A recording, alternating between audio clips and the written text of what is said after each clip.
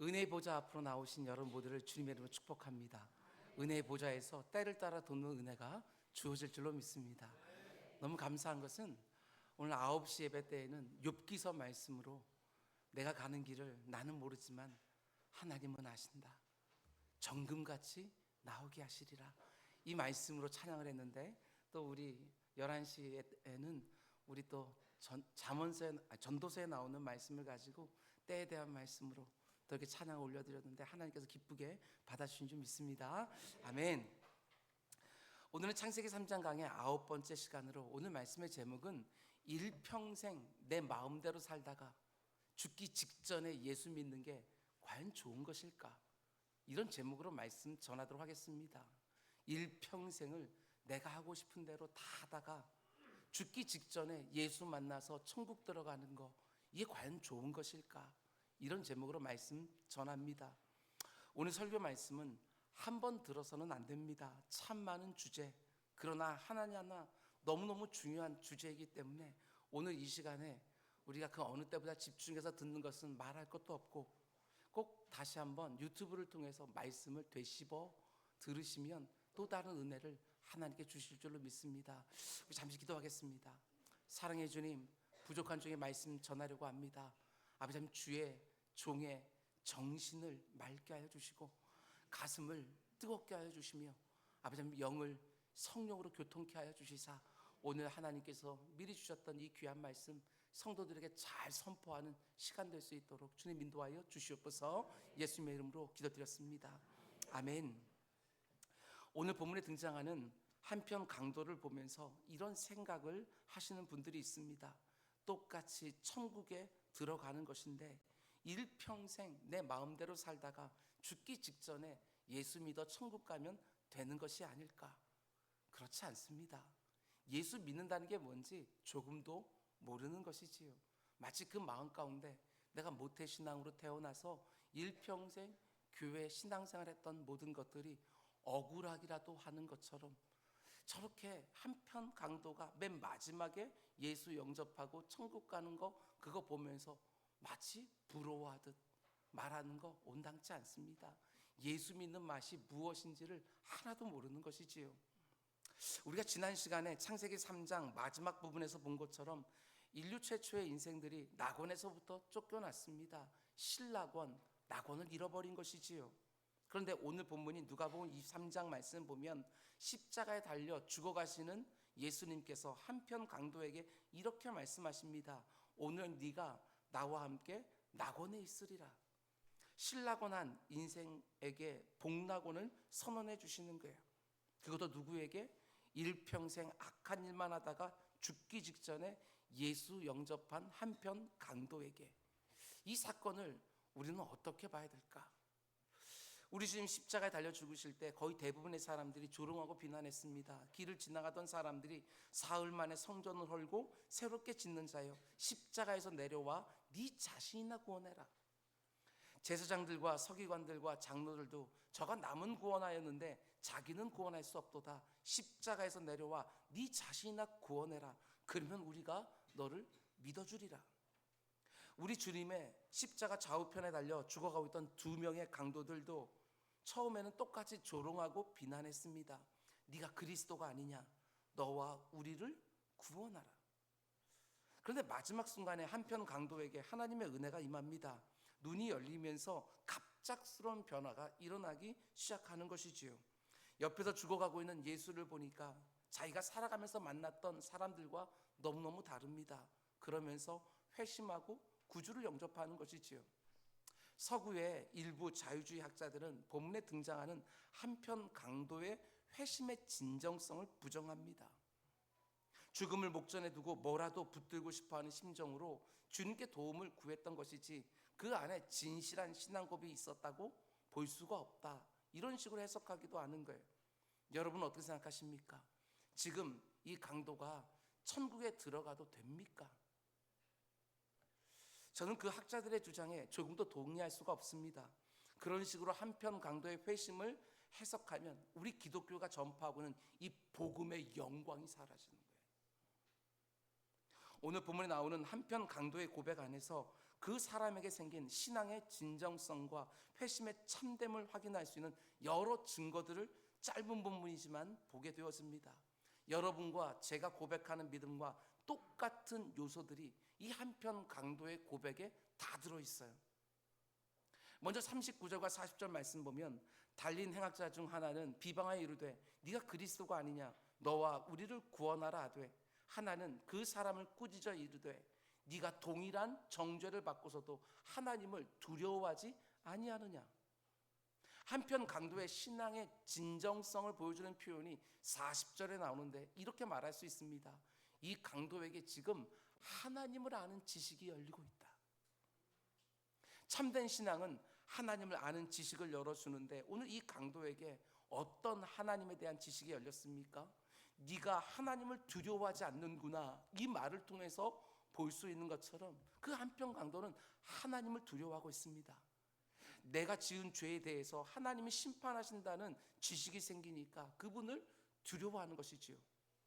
오늘날 많은 사람들은 먹고 사는 문제, 건강에 대한 문제, 노후에 대한 문제를 놓고 두려워합니다. 근데 성경은 인생에 정말 두려워해야 될 것은 그런 것들이 아니라고 말하지요. 무엇을 먹을까, 무엇을 마실까, 무엇을 입을까, 그런 것들은 두려워한 일이 아니라고. 아버지 하나님이 공중에 나는 새들도 먹이시고 들판에 이름 모를 들풀도 입히시는데 하물며 자녀된 너일까 보냐. 우리 주님 오히려 반문하시는 거예요. 몸은 죽여도 영혼은 능히 죽이지 못하는 자들을 두려워하지 말고 오직 몸과 영혼을 능히 지옥에 멸하실 수 있는 일을 두려워하라. 우리 주님 이렇게 말씀하시는 거예요. 정작 두려워해야 될 하나님은 두려워하지 아니하고 두려워하지 않아도 되는 것들은 두려워하는 그 어리석은 인생들을 바라보시면서 우리 주님께서 안타까워하시는 것이지요. 히브리서 기자는 이렇게 말합니다. 경청하십시오. 지으신 것이 하나도 그 앞에 나타나지 않음이 없고 우리의 결산을 받으실 이의 눈 앞에서 만물이 벌거벗은 것 같이 드러나느니라. 한 번 죽는 것은 사람에게 정해진 것이요 그 후에는 그분의 심판이 있으리라. 단 한 사람의 예외 없이 모든 사람들이 하나님의 그 엄중한 심판대 앞에 서서 영원한 복락이 주어지는 낙원으로 내가 들어갈지, 영원한 형벌이 주어진 지옥불로 내가 들어가게 될지, 그것을 마땅히 두려워해야 될 텐데 정작 두려워해야 될 것은 두려워하지 아니하고 믿음으로 맡기고 의지해야 될 것들을 놓고 늘 두려워하는 게, 그래서 우리 주님께서 믿음이 없구나 이렇게 말씀하시는 것이지요. 어떻습니까? 여러분은 하나님을 온전히 두려워하고 계십니까? 그 무엇보다도 하나님을 두려워하는 자는 다르게 살 수밖에 없습니다. 내가 그분의 심판대 앞에 설 때에 오늘 내가 하고 있는 말 하나하나, 사람들을 대하는 하나하나, 오늘 내가 정말 하나님 앞에서 은밀하게 했다고 생각하게 되어지는 모든 일 하나하나 벌거벗은 것처럼 드러나는 심판대 앞에 내가 서게 되어진다. 이것을 알고 하나님을 두려워하는 자들은 하나님의 말씀에 집중하여 살기 마련입니다. 오늘 본문의 한편 강도는 일평생 죄를 지었습니다. 얼마나 많은 죄를 지었으면 그 당시 최고의 형벌이라고 말하는 십자가형에 처해진 것이지요. 하나님에 대해서 어릴 때부터 배웠을 유대인임에도 불구하고 하나님을 전혀 두려워하지 않고 다른 사람들의 아픔과 고통에 대한 전혀 관심도 없이 자기가 원하는 대로 하면서 살았을 때인데 그 생명의 마지막 순간에 주님의 모습을 보면서 지각이 열리는 거예요. 하나님을 두려워하는 그 눈이 열린 것이지요. 옆에 있는 또 다른 강도는 여전히 하나님을 두려워하지 않지만 오늘 이 한편 강도는 하나님에 대한 깊은 두려움이 생겼습니다. 지금 자기가 달려서 죽어가고 있는 그 십자가 형틀보다도 이제 곧 서게 되어질 하나님의 심판대를 더 두려워하고 있는 거예요. 그러면서 또 어떤 지식이 열립니까? 구원에 이르게 하는 두 번째 지식 41절에 나옵니다. 우리는 우리가 행한 일에 상당한 보응을 받는 것이나 이에 하신 것이니 이는 이에 당연하거니와 이 사람이 행한 것은 옳지 않은 것이 없느니라. 지금 이 한편 강도에게 또 어떤 지식이 열립니까? 내가 죄인이라는 지식이 열리고 있는 거예요. 이제 곧 내가 하나님의 그 무시무시한 심판대 앞에 서게 될 텐데 내가 정말 영원한 형벌에 떨어질 죄인이라는 지식이 지금 생기고 있는 것이지요. 여러분, 구원에 이르게 하는 참된 신앙 안에는 하나님을 아는 지식만 들어있는 것이 아닙니다. 내 인생을 최종적으로 심판하시는 하나님을 두려워하기 시작하면 틀림없지요. 그 앞에서 내가 어떤 판단을 받게 될지 내 자신의 죄됨이 보이기 시작하는 거예요. 그 심판대 앞에서 심판하신 하나님만이 아니라 그 심판대 앞에서 그 판정을 받게 될 내 자신이 보이기 시작하게 되어지는 거예요. 내 자신이 얼마나 악한 사람인지, 내 안에 얼마나 못된 것들이 가득 들어있는지 그걸 보지 못하면 하나님을 찾지를 않습니다. 내가 그분의 용서와 죄사함이 필요하다는 사실조차 모르니까 하나님 앞에 깨지고 상한 마음으로 선다는 게 도대체 뭔지를 모르는 거예요.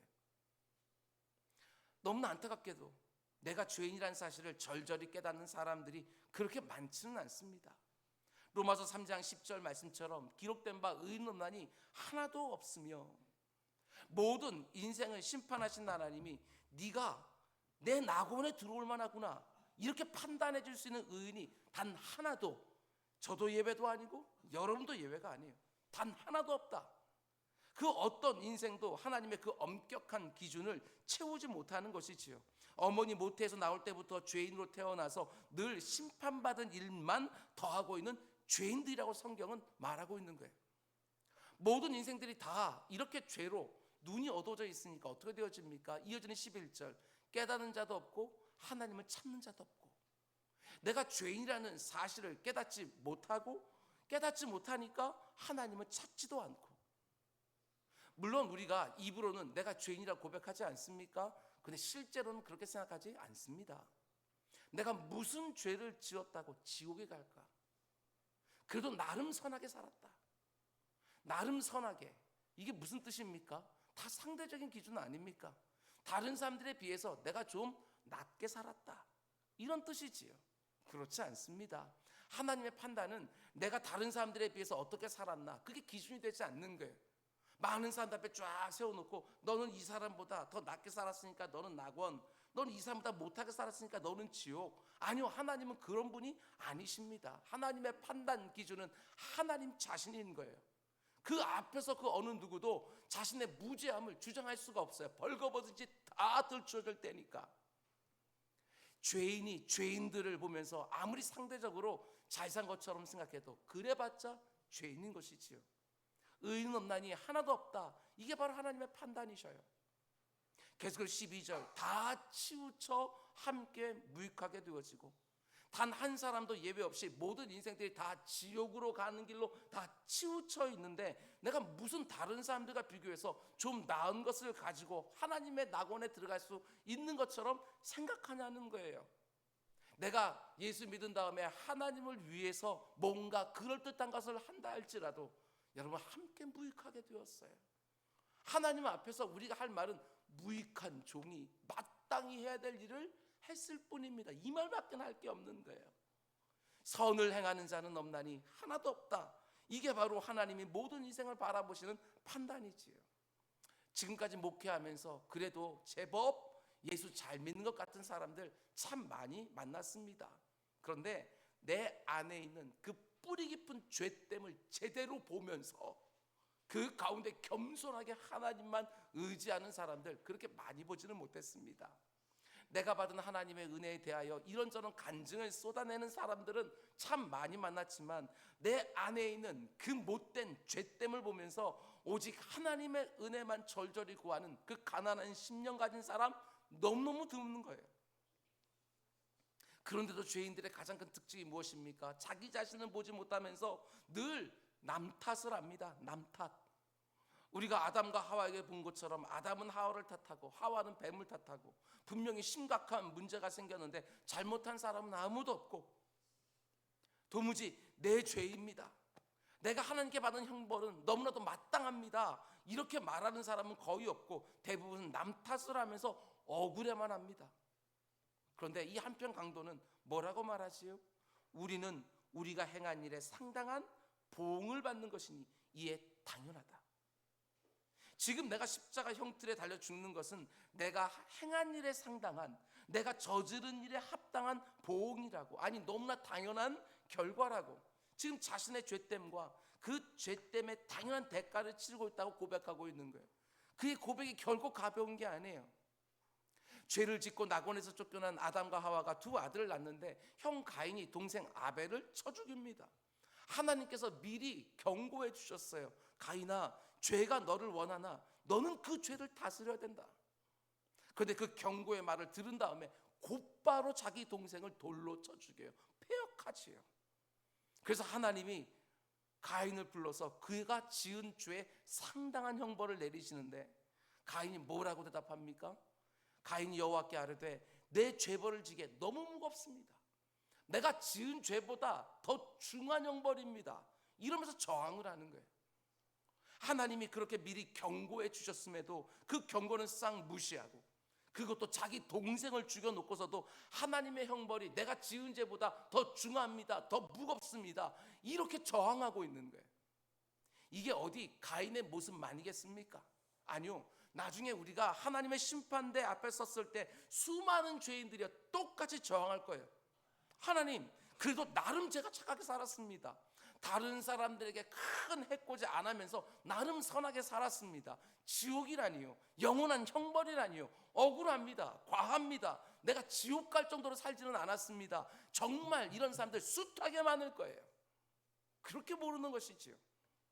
늘 남을 탓하고 환경을 탓하고 내가 받는 형벌이 중하다고 말하는 것이 보편적인 사람들의 모습인데, 이 한편 강도요, 참 놀랍습니다. 내가 죄를 지었고 이런 형벌을 받는 것은 상당하다, 합당하다, 당연하다, 이렇게 고백하고 있는 거예요.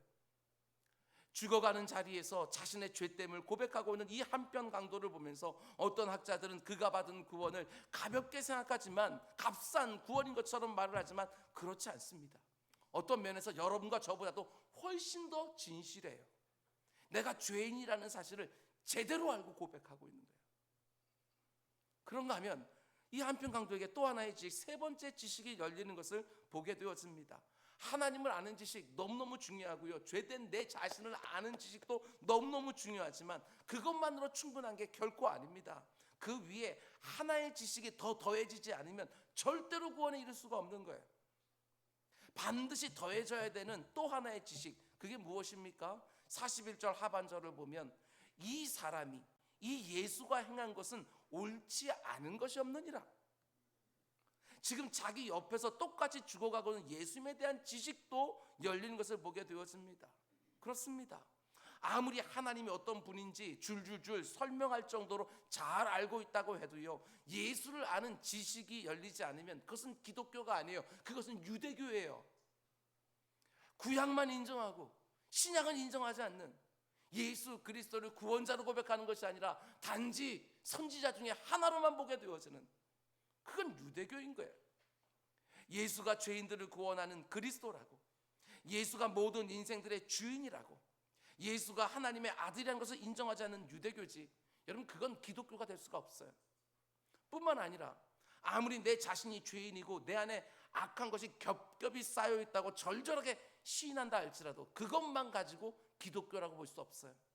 그런 나에 대한 지식은 고작해야 스스로를 낙심하게 하고 자책하게 만들 뿐이지, 예수 그리스도를 제대로 아는 데서 오는 그 영광스러운 자유와 존영은요, 하나도 모르는 거예요. 하나님이 살아계신다는 걸 내가 믿는다, 내가 그 하나님의 용서와 죄사함이 반드시 받아야 되는 죄인이라는 걸 내가 분명히 알고 있다, 아닙니다. 그것은 절대로 충분하지 않는 거예요. 그 하나님의 용서와 죄사함을 여러분 잘 들으십시오. 내가 어떻게 받을 수 있는지, 내가 누구를 통해서 받을 수 있는지, 그걸 모르면 절대로 구원을 받을 수가 없는 거예요. 하나님 계신 낙원으로 들어갈 수가 없는 것이지요. 하나님을 아는 지식, 그리고 내가 죄인 되는 걸 아는 지식, 거기에다가 내가 어떻게 그 하나님께 갈 수 있는지, 내가 누구를 통해서 그 아버지께 갈 수 있는지, 이것까지 알아야 우리가 구원을 얻게 되어지는 것이고 낙원에 들어갈 수 있게 되어지는 거예요. 우리 주님 말씀하셨어요. 내가 곧 길이요 진리요 생명이니 나로 말미암지 않고는 아버지께로 올 자가 없느니라.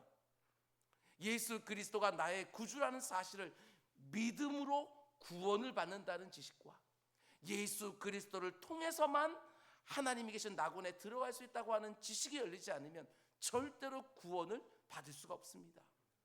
근데 오늘 본문에 나오는 이 한편 강도는 어떻습니까? 이렇게 고백합니다. 이 사람이 행한 것은 옳지 않은 것이 없도다. 이 고백을 다르게 뒤집으면 그분은 죄가 없으신 분이시다. 이 말 아니겠어요? 죄가 없는 분인데 지금 죽어가고 있다. 이 말이지요. 여러분, 이 사실이 얼마나 중요한지 잘 모르는 분들이 많은데 그렇지 않아요. 성경은 예수님이 죄가 없다는 사실을 얼마나 거듭거듭 반복해서 강조하는지 몰라요. 왜 그렇습니까? 바로 여기에 구원에 이른 진리가 완성되기 때문에 그렇습니다. 오늘 본문이 기록되어 있는 누가복음 23장 말씀 보면 예수님이 죄가 없다는 사실을요, 빌라도 총독의 입을 통하여 4번이나 기록해요. 빌라도의 재판을 통해서 이 사람에게서 내가 죄를 찾을 수가 없다, 이 사람이 죽을 만한 죄를 짓지 않았다, 그냥 때려서 내어주겠다, 이렇게 말을 할 정도로 빌라도가요, 이 한 장에서만 무려 4번이나 반복해서 이분은 죄가 없다는 사실을 말하고 있어요. 근데 그 성경 기자가 그것을 4번이나 반복해서 다 기록하고 있는 거예요. 의도가 있지 않겠어요? 중요하니까 그런 거예요. 똑같은 사건을 다루고 있는 마태복음 27장 말씀 보면 빌라도 아내 이야기도 나옵니다. 그런데 그 아내가 사람을 보내서 자기 남편 빌라도에게 이렇게 말하는 거예요. 그의 아내가 사람을 보내 이르되 저 옳은 사람에게 아무 상관도 하지 마십시오. 예수가 옳은 분이라고 말해요. 십자가에 달려서 수많은 사람들의 비난과 정죄 가운데 죽게 되는 예수님을 놓고 그분은 죄가 없는 사람이라고, 옳은 사람이라고 빌라도의 아내조차도 증거하고 있는 거예요. 심지어 예수님을 은삼십에 팔아버렸던 가룟 유다도 이렇게 증언합니다. 내가 무죄한 죄를 팔고 죄를 범하였도다. 그러니까 예수님이 죽으시는 그 십자가 사건 전후에서 그분이 죄가 없다는 사실이 계속해서 반복되며 강조되고 있는 거예요. 그럼 생각해 봐야지요. 복음서가 이 사실을 놓고 왜 그렇게 중요하다고 이렇게 반복적으로 의도적으로 강조하는가? 한편 강도가 그분이 행하신 일에는 옳지 않은 일이 없다, 이렇게 말하는 것이 왜 그렇게 중요할까? 예수님은 죄인처럼 십자가에 달려 죽으시지만 죄 없이 죽으십니다. 죄 없이. 지금 한편 강도가 뭘 보기 시작한 것입니까? 지금 이 고백을 하는 순간에는 비록 온전하지는 않지만 그러나 이후에 모든 신약 성경을 통해서 밝히 드러나는 것처럼 옳지 않은 것이 없는 그분이, 아무 죄도 없는 그분이, 옳은 것이라고는 하나도 없는 일평생 죄만 더하며 살았던 자신을 대신해서 죽고 있는 구주라는 사실을 그가 지금 보고 있는 거예요. 예수 그리스도의 대속의 은혜를 보는 눈이 열리기 시작한 것이지요. 이게 핵심이에요. 아무리 교회를 수십 년 출입했다 할지라도 하나님이 내 인생을 판단하시며 영생과 영벌로, 낙원과 지옥으로 선고하신다는 것을 모르면, 내 자신이 하나님의 죄사함과 구원의 은총을 받아야 되는 심각한 죄인이라는 사실을 모르면, 죄가 전혀 없으신 예수님이 죄 많은 나를 위하여, 나를 구원하기 위하여 십자가에 죽으셨다는 사실을 모르면, 아니 머리로는 이해가 되고 입으로는 고백한다 할지라도 온전히 믿지 않고 있으면 구원받은 성도라고 말할 수가 없는 거예요. 죄 없으신 주님이 죄 많은 나를 위하여 대신 죽으셨다 하는 것이 절절하게 믿어져야 진짜 기독교 신앙 안으로 들어가는 거예요. 너무나 놀랍게도 이 한편 강도가 예수 그리스도에 대한 정확한 고백을 하고 있는 것이지요. 그 누구도 하지 못했던 그 고백, 이분은 옳지 않은 것이 없도다. 절대로 이 한편 강도의 이 믿음의 고백을요 가볍게 봐서는 안 되는 거예요. 근데 더 놀라운 내용들이요 계속해서 이어지는 걸 보게 되어집니다. 이 한편 강도에게 구주를 아는 눈만 열린 것이 아니라 동시에 참 많은 것들도 함께 열리는데요. 42절 말씀 우리 함께 읽겠습니다. 굉장히 중요한 말씀이에요. 시작. 이르되 예수여 당신의 나라에 임하실 때 나를 기억하소서 하니. 예수여 당신의 나라에 임하실 때에, 지금 예수님을 누구라고 이 강도가 고백하는 거예요? 당신의 나라, 예수님이 소유한 나라, 예수님이 다스리고 통치하는 나라에 임하실 때에, 지금 이 한편 강도의 눈에 예수님이 어떤 분으로 보이기 시작을 합니까? 왕으로 보이는 거예요. 왕. 자신의 나라를 가지고 계신 왕으로 보기 시작하는 거예요. 이게 절대로 쉬운 고백이 아니에요. 이거는 정말 불가능한 고백이에요. 지금 자기 옆에 있는 십자가에서 죽어가고 계시잖아요. 주변에 있는 모든 사람들이 그 예수를 향해서 비난과 정죄를 쏟아내고 있는 거예요. 네가 정말 하나님의 아들이라면 한번 내려와 봐라. 네가 정말 구원자라면 네 자신이나 구원해봐라. 누가 봐도 실패자처럼 아니면 사기꾼처럼 보이는 그 예수 안에서 그분의 왕되심을 이 사람이 보고 있는 거예요. 이게 어떻게 쉬운 일이겠어요? 그러나 여러분, 한편 강도가 스스로 깨달은 것은 아니다. 우리는 이렇게 말할 수 있습니다. 베드로가 예수님을 가리켜 주라고, 그리스도라고, 살아계신 하나님의 아들이라고 고백했을 때 우리 주님 이렇게 말씀하셨어요. 바요나 시몬아, 네가 복이 있도다. 이를 네게 알게 한 이는 혈육이 아니요 하늘에 계신 내 아버지시니라.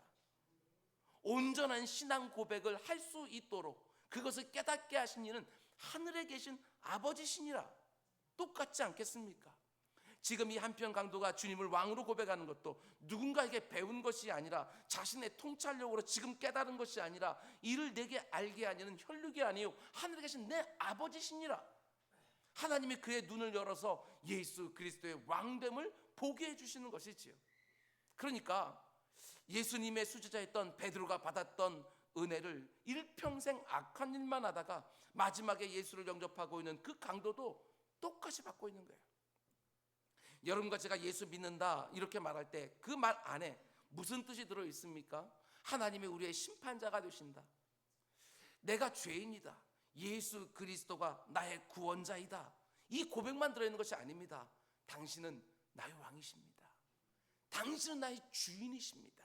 이걸 알아야 구원받은 자답게 이 땅을 살 수 있는 거예요. 하나님을 모르는 사람들도 얼마든지 가질 수 있는 인생의 목적처럼 여러분과 제가 자아를 실현하고 보람있게 하루하루 살고 큰 죄 짓지 아니하고 다른 사람에게 못된 짓 많이 안 하고 선한 일 하면서 살기만 하면 잘 사는 것이 아닙니다. 나의 왕, 나의 주인이 되시는 그분의 말씀을 잘 받들어 사는 것이 내 인생의 참된 본분입니다. 이 고백이 바로 내가 예수를 믿는다고 말할 때 포함되어 있는 내용이겠지요. 여러분, 저는요 한편 강도가 예수님을 왕이라고 고백하고 있는 이 모습이 얼마나 놀라운지 모르겠어요. 자기 십자가 하나 제대로 지지 못해서 넘어지기를 수차례 반복하니까 구레네 사람 시몬의 도움을 받아서 겨우겨우 십자가를 지고 왔던 그 연약해 보이는 그분을 향해서 자신의 손과 발에 대못을 치는 로마 군병들에게 제대로 저항 한번 하지 못하고 그렇게 벌거벗겨서 십자가 높이 들어 부끄러움을 다 당하면서 그 마지막에는 내가 목마르다 고통하고 있는 그분을 향하여 예수여 당신의 나라가 임할 때에 이 고백, 여러분 이게 어떻게 가능하겠어요? 이거 예수님을 조롱하는 것 아니면 진짜 믿는 거예요. 그분은 왕이라고 고백하고 있어요. 근데 예수님이 달리신 십자가 곁에 이 강도만 있었던 게 아닙니다. 또 다른 강도도 있었잖아요. 둘 다 얼마나 죄가 중요한지 십자가에 달려 죽어가고 있는 강도들입니다. 오전 9시부터 오후 3시까지 6시간 동안 주님 곁에 달려서 똑같이 주님 지켜봤어요. 도무지 이해되지 않고 해석되지 않는 너무나 독특한 한 인격을 지켜본 거예요. 둘 다 똑같이 말로 표현할 수 없는 십자가 고통을 지금 당하고 있는 거예요. 그런데 어떻게 한편에 있는 사람은 그 고통 가운데 속에서 주님의 보는 눈이 열리고 여전히 한편에 있는 그 강도는요 끝까지 예수님을 갖다 조롱하고 있는 모습이 어느 차이가 나겠냐는 것이지요. 어떤 신학자들이 말하는 것처럼 마지막에 지푸라기라도 잡은 심정으로 예수님께 도움을 청하고 있다. 아니요. 그럼 다른 편에 있는 그 한 강도는 뭐예요? 우리 주님 이렇게 말씀하셨거든요. 두 사람이 밭에 나가서 같이 일을 하다가 한 사람은 들려가고 한 사람은 남아있게 된다고. 두 여자가 집 안에서 똑같이 맷돌을 갖다가 한 사람은 들려가고 한 사람은 남아있게 된다고.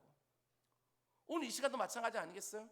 같은 교회에서 똑같은 자리에 앉아서 똑같은 말씀을 듣는데 어떤 사람은 들려요. 어떤 사람들은 말씀이 보이기 시작을 하는 거예요. 그런데 어떤 사람은 말씀을 듣기 전이나 들은 후나 아무것도 변한 것이 없어요. 어떻게 이런 차이가 생기냐? 오늘 본문만 놓고 보면 모든 조건과 상황은 비슷해 보이는데 똑같이 구주를 옆에서 지켜보았는데 왜 한 사람의 눈은 열리고 왜 한 사람은 눈이 안 열렸을까?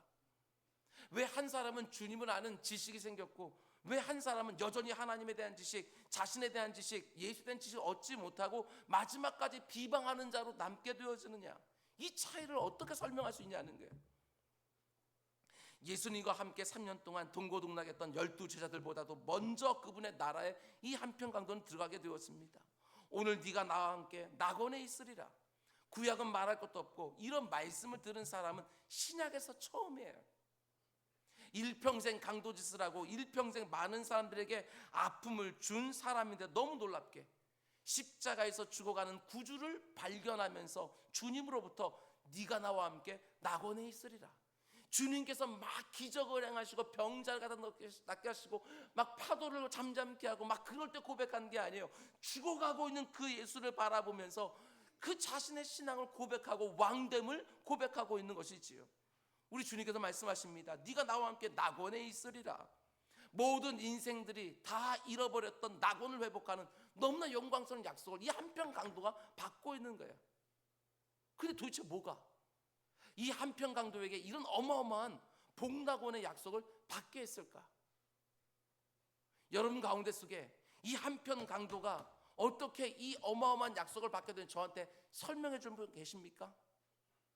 어떻게 평생 나쁜 짓만 했던 사람이 어떻게 천국에 들어갈 수 있을까? 저한테 설명해 줄 분 계십니까? 왜 이쪽 편에 있는 강도는 끝까지 주님을 그렇게 조롱하는데 이쪽 편 한쪽에 있는 분만 똑같은 상황 가운데서 예수 그리스도를 왕으로 고백하고 있을까? 저는 설명할 수가 없어요. 우리는 설명할 수가 없어요.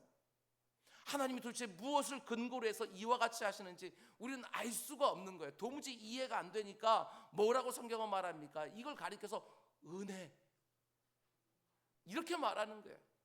여러분 잘 생각해 보세요. 은혜는 설명이 안 돼요. 우리가 어렸을 때 불렀던 복음성화 가사처럼 왜 날 사랑하나? 왜 나 같은 것을 구원해 주시는가? 설명할 수 있어요? 저 사람이 나보다 훨씬 더 훌륭해 보이는데 저 사람은 구원 안 해주시고 왜 나는 구원해 주시는가?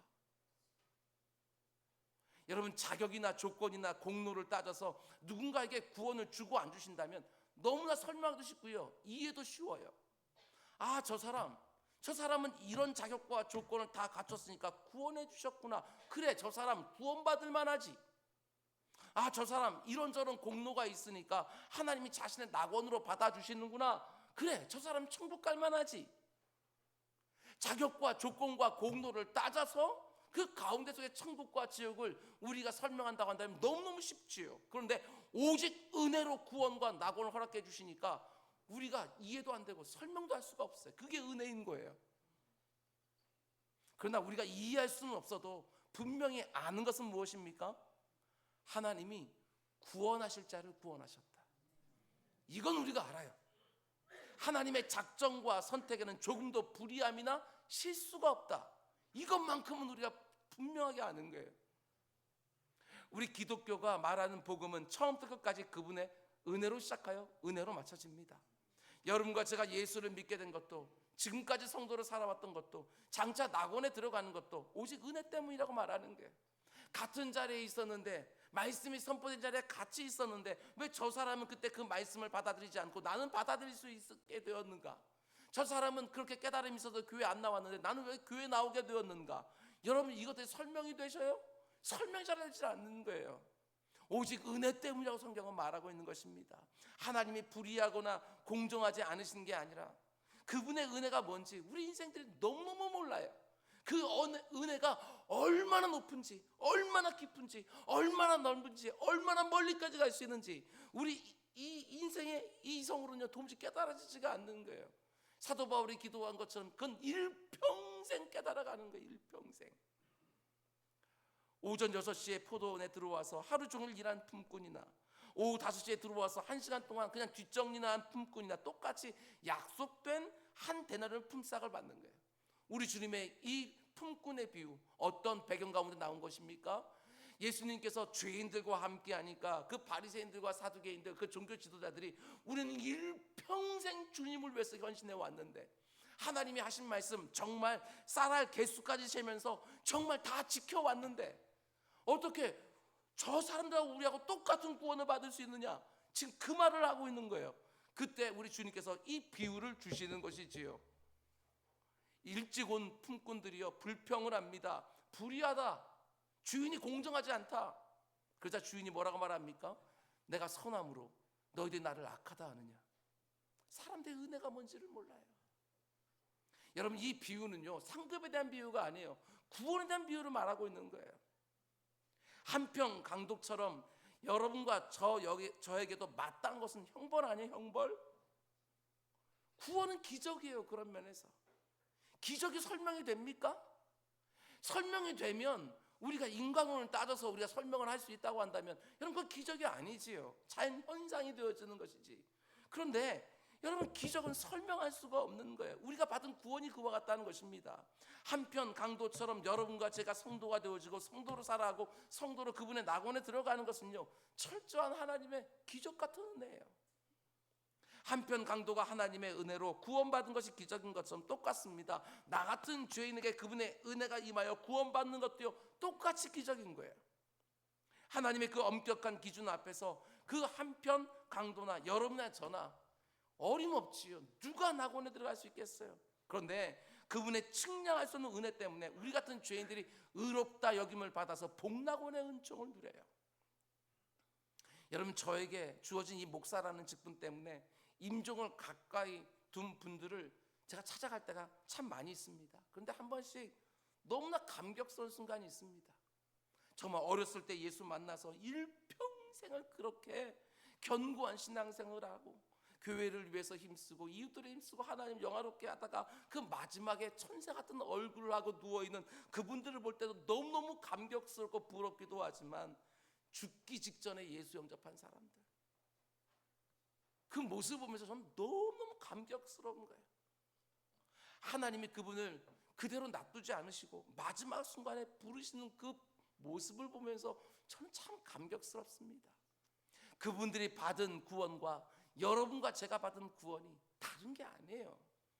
그분들이 여러분과 제가 받은 구원을 똑같이 받았다는 사실이 설교자로서 너무너무 이게 감격스럽지요. 마지막 임종을 앞두고 있는 구원이라고 해서 그건 낙원에 못 들어가는 구원입니까? 마지막 순간에 예수 그리스도를 나의 구주라고 나의 구원자가 되신다고 그분 때문에 죄 많은 내가 천국에 들어갈 수 있게 된다는 믿음을 고백했다고 해서 그 마지막 순간에 고백했으니까 천국 못 들어갑니까? 아니요. 낙원에 들어가기에 조금도 손색이 없는 구원을 그분들도 받은 거예요. 그런데도 그분들이 나와 똑같은 구원을 받는다는 게 이내 억울했든지 사람들이 어떻게 합니까? 어떻게든지 그 구원에 차등을 만들어내고 싶은 거예요. 그 사람들이 한 데나리온 받으면 나는 2데나리온, 3데나리온 받는 것이 마치 공정한 것처럼 그렇게 생각하는 것이지요. 교회 역사를 보면 이런 류의 책들이 얼마나 많이 나왔는지 모릅니다. 내가 본 천국, 그렇지요? 내가 그때 정말 무의식 가운데 속에 천국을 갔다 왔다. 내가 그 혼수 상태에 있을 때 천국을 보았다. 이런 류의 책들이 얼마나 많은지 몰라요. 근데 그 내용들은요 거의 동일합니다. 천국에 들어가서 사는 집에 평수가 다르더라. 그죠? 머리에 쓰는 면류관의 종류가 다르더라.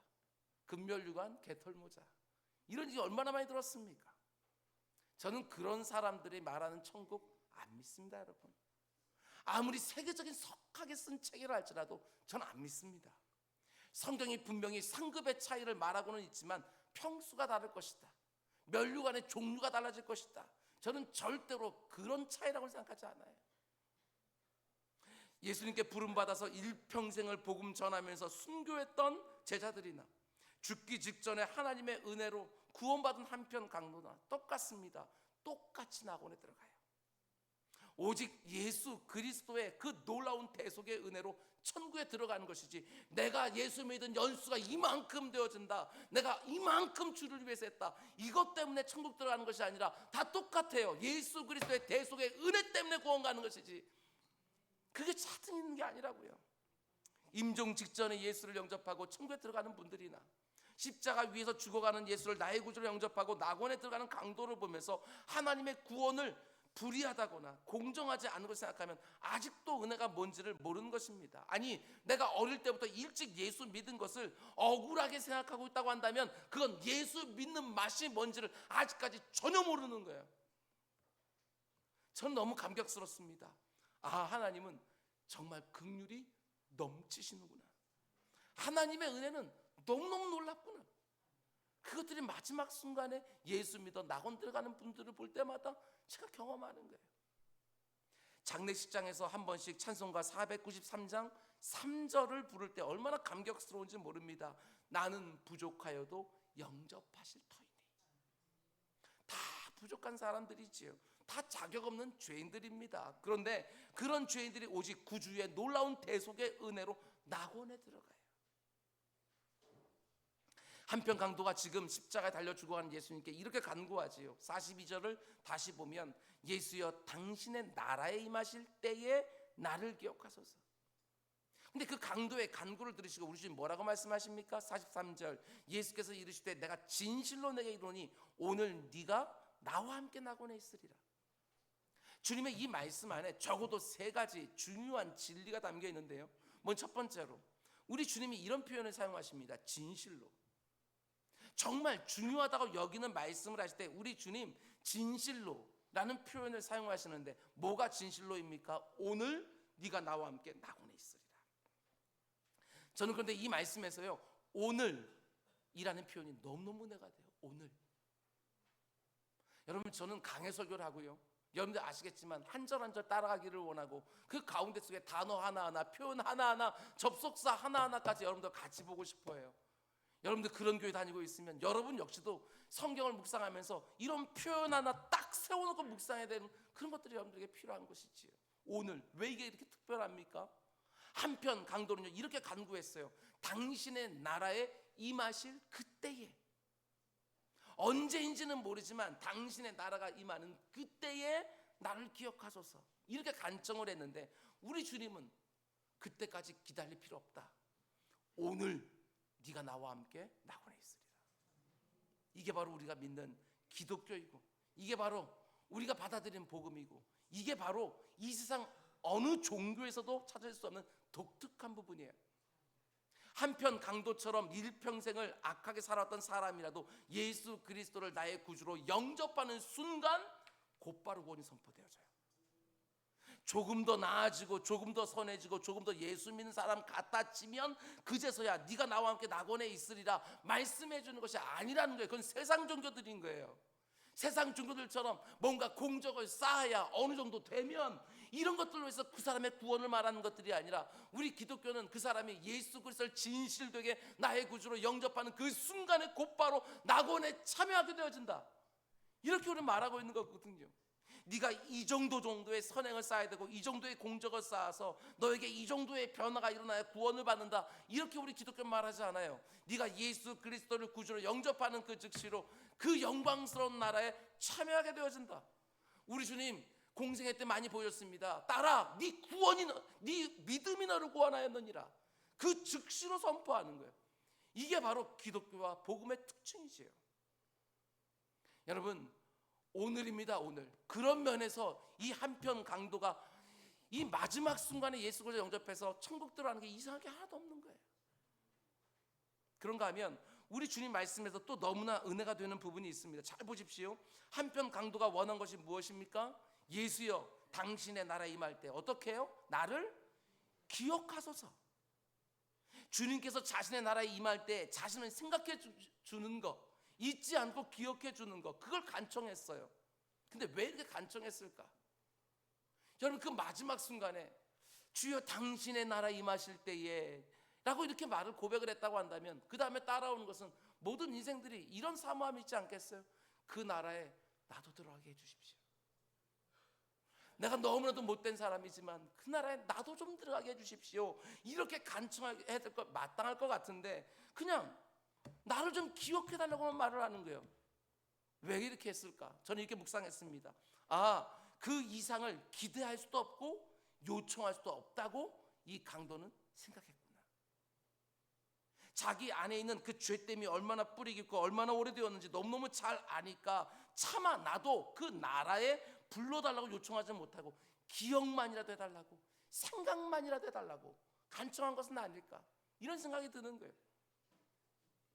여러분 우리가 잘 아는 것처럼 여러분 누가복음 15장을 보면 탕자의 비유가 나오지 않습니까? 아버지 재산을 다 털어가지고서 그 가운데 먼 나라에 가가지고 그렇게 허락만 땅에 다 탕진해버리고 그 가운데 속에 아버지 집으로 돌아올 때에 동구박에서 그냥 지켜보고 있다가 막 다들 자기를 꽉 끌어안는 그 아버지에게 그 아들이 그 탕자가 간청한 게 뭐였어요?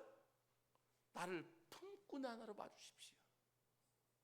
차마 아들로 다시 받아주십시오. 이 말을 못하는 거예요. 이 말을. 여러분, 모든 시대에 주님을 인격적으로 제대로 만난 사람은 다 똑같았어요. 내가 예수 믿었으니까 이제 천국 가는 것은 문제없다. 천국행 티켓 따놓았으니까 문제없다. 아닙니다. 절대 그렇지 않아요. 내가 얼마나 악한 죄인지를 알고 주님의 십자가를 붙든 사람들은 절대로 그렇게 말할 수가 없어요. 빌립보서에 나오는 것처럼 두렵고 떨림으로 그 구원을 이루어가게 되어져 있어요. 내가 받은 구원이 그 일순간에 이루어진 것은 틀림없지만 내가 예수를 구주로 고백하는 그 순간에, 영접하는 그 순간에 나에게 구원이 허락된 것은 분명하지만 두렵고 떨림으로 그 구원을 이루어간다는 게 무엇인지 모든 진실한 성도들은 알고 있는 것이지요. 내가 얼마나 악한 죄인지를 알고 주님의 십자가를 붙들고 있기 때문에 내가 천국 가는 것은 문제없다, 이렇게 말할 수가 없는 거예요.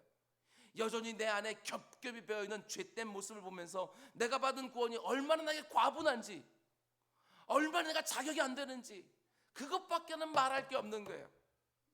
근데 우리 주님 어떻게 말씀합니까? 나를 기억하소서. 그런데 우리 주님, 오늘 네가 나와 함께 낙원에 있으리라. 기억해 주시고 생각해 주시는 그 정도가 아니라 하나님의 낙원에 들어가기에 너 아무 손색도 없어. 일평생 나쁜 짓을 하서 지금 십자가 달려 죽고 있는 그 강도에게 너 하나님 나라에 들어가는데 아무 손색도 없어. 우리 주님께서 이렇게 말씀해 주고 계시는 거예요. 이 은혜가 뭔지를 알아야 우리가 이 땅을요 성도답게 사는 거예요. 내가 아무리 근사한 일을 하나님 앞에서 했다 할지라도 교만해지지 않는 것이지요. 평생 갚아도 갚지 못하는 은혜, 늘 빚진 마음으로 그 은혜에 합당한 삶을 살게 되었는 거예요. 내가 어릴 때부터 교회 다니면서 정말 청소년 때부터, 청년 때부터 교사로 아이들을 섬기고 또 집사가 되었을 때는 이런저런 봉사를 하고 내가 권사가 되어서 장로가 돼서 이런 일을 하고 저런 일을 하고 뭐 내세울 게 있어요. 그거 다 통틀어 합쳐놓는다 할지라도 내가 낙원에 들어가게 되었다는 것과 여러분 비할 수 있겠냐고요. 아무리 많은 것을 했어 내가 구원받은 걸 생각하게 되었으면 평생 갚아도 갚을 길이 없는 이게 나오는 것이지요. 뿐만 아니라 주님의 말씀 가운데 이 부분도 놓쳐서는 안 됩니다. 우리 주님, 오늘 네가 나와 함께 낙원에 있으리라 이렇게 말씀하셨는데 여러분, 어디가 낙원입니까? 어디가? 더 이상 눈물이 없고 고통과 탄식도 없고 모든 질고와 아픔이 사라진 곳이 틀림없이 낙원이겠지만 그게 핵심은 아니지요. 네가 나와 함께 낙원에 있으리라. 그분과 함께 있는 곳, 거기가 바로 낙원인 것이지요. 슬픔이 없기 때문에 그곳이 낙원이 아닙니다. 그곳에 그분이 계시기 때문에 낙원이 되는 것이고, 일하지 않아도 되기 때문에 그곳이 낙원이 아닙니다. 그분이 그곳에 계시기 때문에 낙원인 거예요. 모세가 율법을 받으러 산 위로 올라갔을 때 이스라엘 백성들이 그 시내산 밑에서 뭐 했어요? 금송아지 우상 만들어서 거기다 경배했어요. 하나님이 그 모습을 보면서 너무너무 분해하시면서 너무나 탄식하시면서 모세를 불러서 이렇게 말씀합니다. 모세야, 내가 약속한 가나안 땅을 주기는 하겠지만 나는 안 간다. 나는 저들과 안 간다. 내가 언제 돌격하여 저들을 멸할지 모르니 나는 안 간다.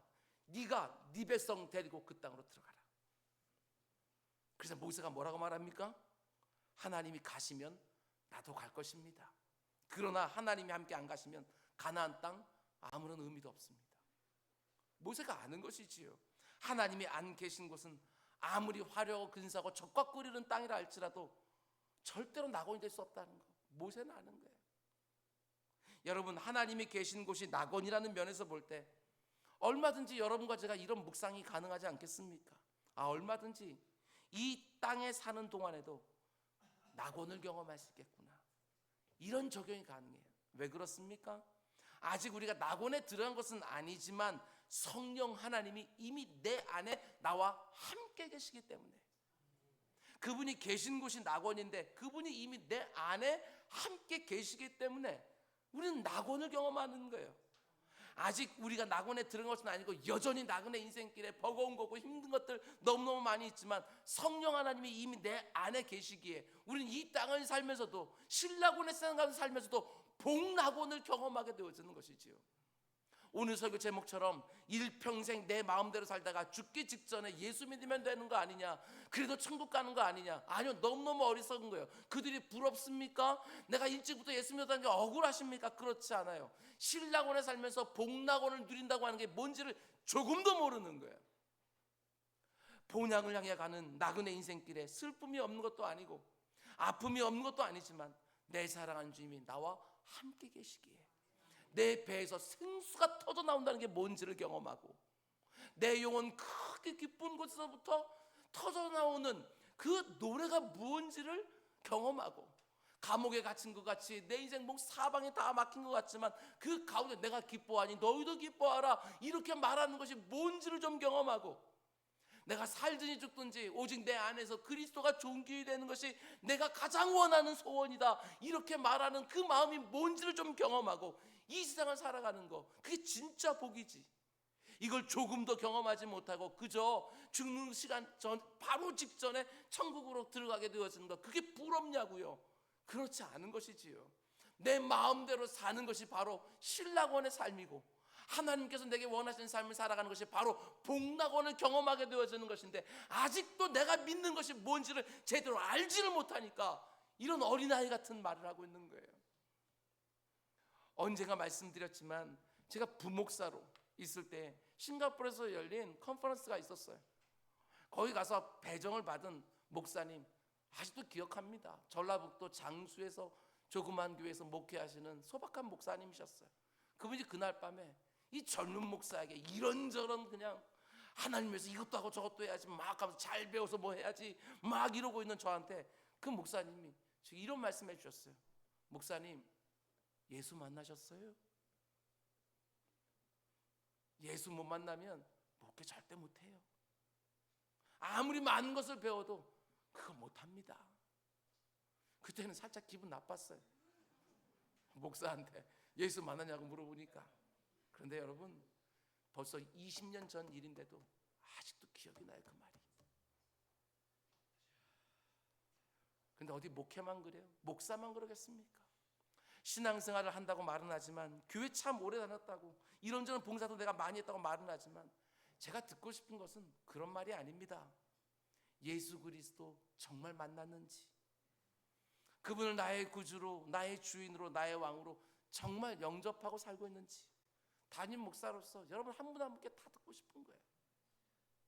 오늘 네가 나와 함께 낙원에 있으리라, 한편 강도에게 말씀하신 것처럼 비록 신락원 세상 가운데 살고 있지만 내 안에 계시는 성령 하나님을 느끼면서 나와 언제나 함께 하시는 주님을 내 영혼으로 느끼면서 이미 낙원에 들어간 사람처럼 확신과 희락과 소망과 평안을 점점 더 많이 경험하고 있는지 정말 여러분에게 묻고 싶은 거예요.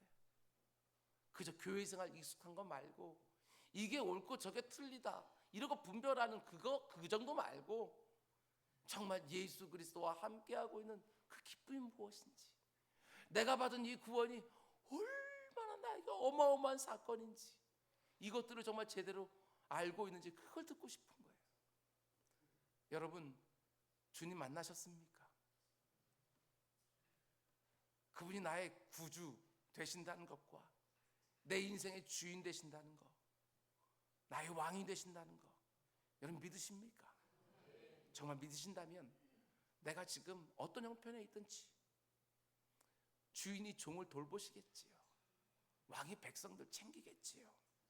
내 주 예수 계신 곳은 그 어디나 하늘나라로 고백하면서 그 영광스러운 낙원을 향하여 조금도 흔들림 없이 묵직한 발걸음을 하는 우리 모두가 될 수 있기를 주님의 이름으로 축원드립니다.